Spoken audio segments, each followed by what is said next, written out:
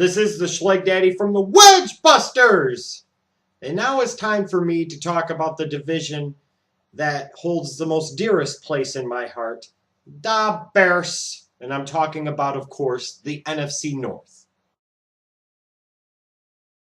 The 2010 season for the Minnesota Vikings can be best described as at least mildly disappointing, if not incredibly disappointing.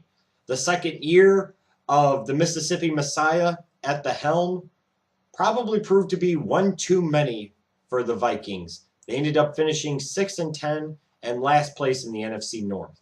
They struggled on offense, finishing 29th in points scored and 26th in passing yards. And when you're sitting there and trotting out a 40-year-old Brett Favre at quarterback, especially after the 2009 season that he had, they were hoping for much better than what they really got.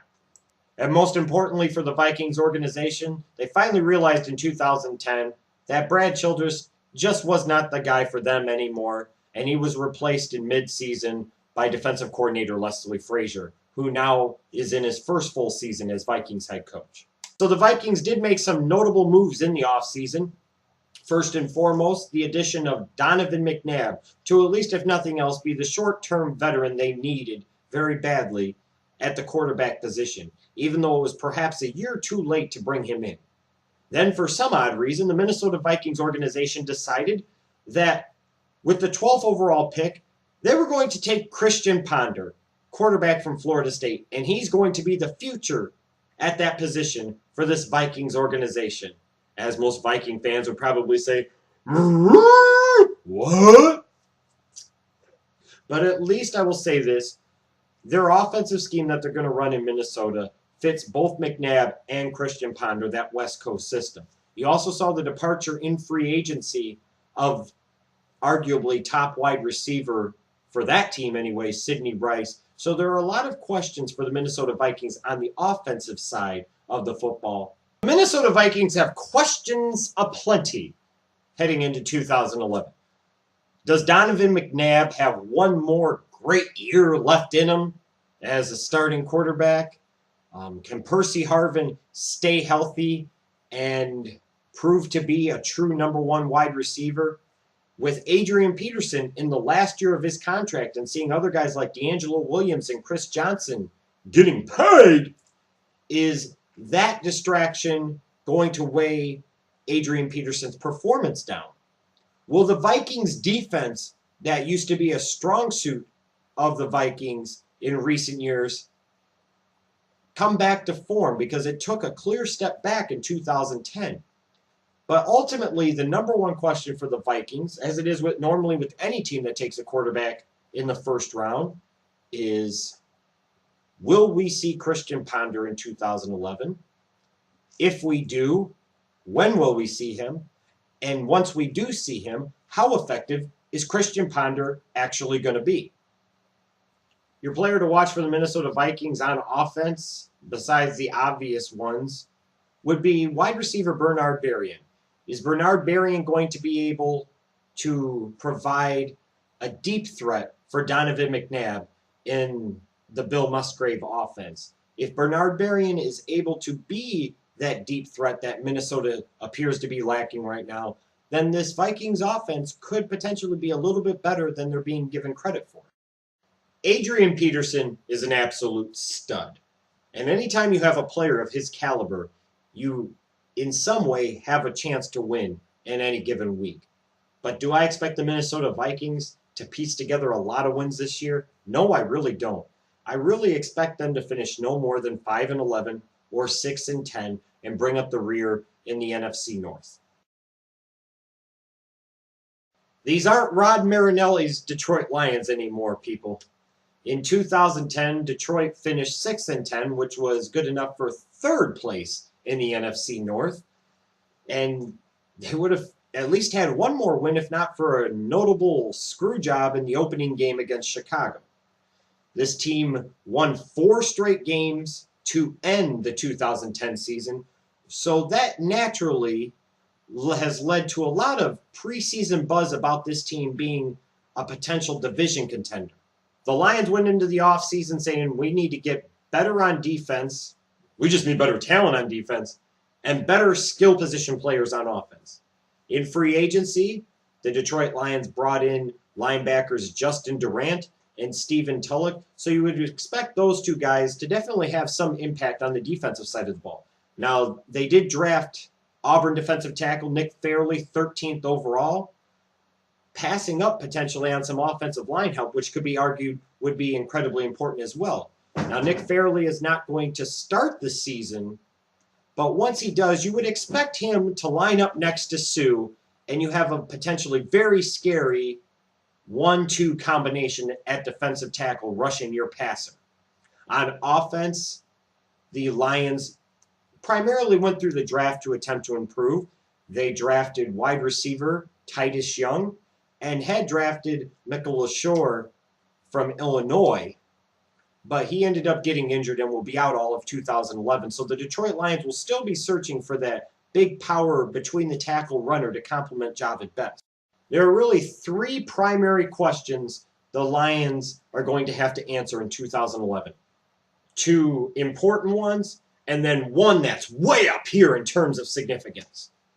The first two, will the Lions be able to find somebody to complement Javid Best now that LaShore is out for the year, so that way they have that between the tackles, power runner, that north-south guy, because Javid Best is not really physically built to handle the use and abuse of having 20, 25 carries a game. He's just not.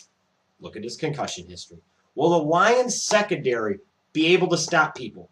With all the marking out you see over the Lions defensive line, and somewhat justifiably so. They do have Ndamukong Suh, damn it. And the improvements they've made on the linebacking core, the Lions secondary on paper still looks like boo-boo. Are they going to step up, or is that something that's going to have to be addressed next year? But the number one most paramount question at all for the Detroit Lions in 2011, and this ultimately is the only question that matters, and if anybody tells you anything else, in my opinion, they are morons. Can Matthew Stafford, the number one pick of the 2009 draft, stay healthy? Your player to watch for the Lions? It's easy. It has to be Matthew Stafford. There's only one person on that roster that is a number one overall pick and is a quarterback. It's Matthew Stafford. He has to play 16 games this season. If he does, Detroit could contend for that division all year long. But if they don't, it means that pick was a failure and the Lions are kind of going to have to start over again on the fly. There's definitely reason for optimism in Detroit for this Lions team. And I'm here to tell you, they're going to win the NFC North in 2012. They're not quite ready for prime time yet.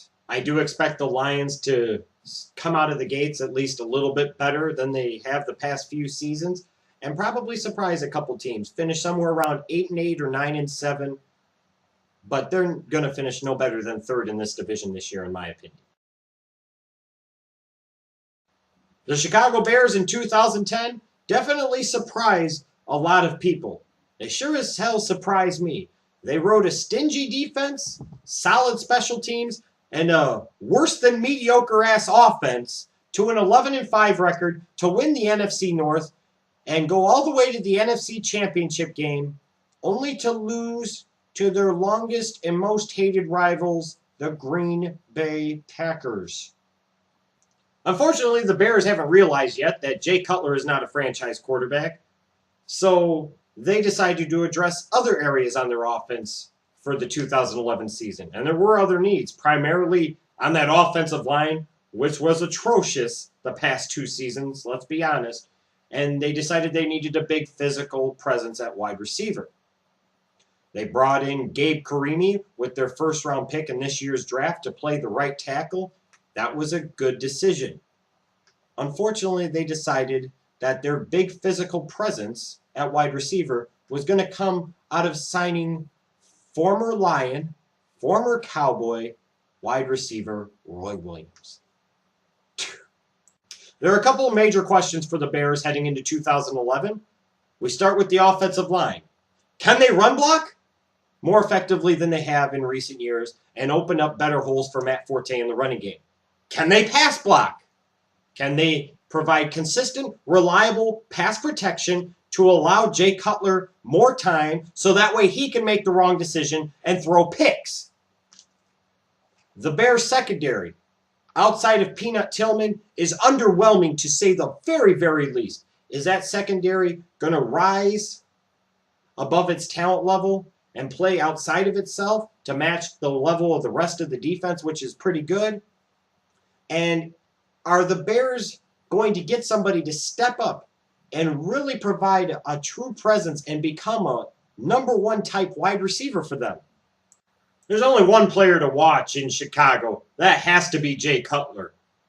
When an organization gives up 2 first-round picks, a third-round pick, and Kyle Orton for one player, you damn right there's pressure, and there should be pressure on him. And when you look at the previous 2 seasons with him at the helm, they have been less than awe-inspiring. Look at last year. The Bears offense finished 28th in passing yards and 30th in total yards. What am I not getting here? Jay Cutler is not a franchise quarterback until he proves me otherwise. People need to stop making excuses for this guy, his offensive line. Well, last I looked, Aaron Rodgers' offensive line was mediocre as well in 2010. He won the fucking Super Bowl. Jay Cutler, all eyes are on him. This is year 3. They have improved that offensive line. They may or may not have gotten better at wide receiver. Forte has established himself as at least a decent running back. There are no more excuses. If Cutler does not perform well, and this offense does not show marked improvement from the previous 2 seasons, Cutler's ass should be run out of Chicago, period. The Bears were kind of lucky in 2010. They took advantage of a relatively weak schedule, got some lucky breaks, finished 11-5. This year, their schedule toughens up a little bit, especially at the beginning of the year, facing teams such as the Falcons, the Saints, and the Packers very early on. I expect the Bears to not fall too far back. I do think they'll finish second in the division this year, and they're going to finish somewhere around 9-7. What more can you say about the Green Bay Packers in 2010? They overcame some adversity, especially with all the injuries that they experienced, got hot at the end of the season just at the right time, and rode that wave of momentum all the way to a victory in Super Bowl 45 over the Steelers, 31-25. There are really 2 big changes for the Packers heading into 2011. First of all, they start off the season with a fresh slate, meaning most of their guys are healthy, which was a definite problem for them in 2010. The second and bigger change for them is now they're the champs, and it's very hard to win back-to-back Super Bowls. The Patriots did it early on in the 2000s, but in general, you just don't see it happen a lot. So now the Packers go from the hunters to the hunted, and you have to carry yourself an entirely different way, and it will be interesting to see how the Packers adjust to that. As far as questions for the Packers in 2011, last year, they won the Super Bowl with really a hodgepodge of running backs and really didn't have much in terms of a consistent, reliable running game. Is somebody like a James Starks, a Ryan Grant, or an Alex Green going to assert themselves as the man and provide a better complement to Aaron Rodgers in that phenomenal passing game that Green Bay has? Is that offensive line going to be able to open up better holes in the running game and protect Rodgers than they have in previous seasons? And is the lack of depth in the secondary that Green Bay currently has going to be more exposed than it was in 2010? The outlook for the Packers in 2011 for Packer fans in the organization has to be pretty good. They won the Super Bowl with all those injuries, and they returned the majority of their starters for 2011. Aaron Rodgers legitimized himself and proved that he was one of the true elite quarterbacks in the NFL. This is a very good football team, and if they could get better protection from the offensive line, a little more consistency in the running game, and do a better job of stay healthy, this team is once again a contender to win the Super Bowl. Make no mistake about it. I think they'll win the NFC North and finish with a record of somewhere around 12-4. Let me know what you think of the NFC North this year and your thoughts on my preview. I am the Schleg Daddy for the Wedge Busters, and next up will be my preview of the NFC South.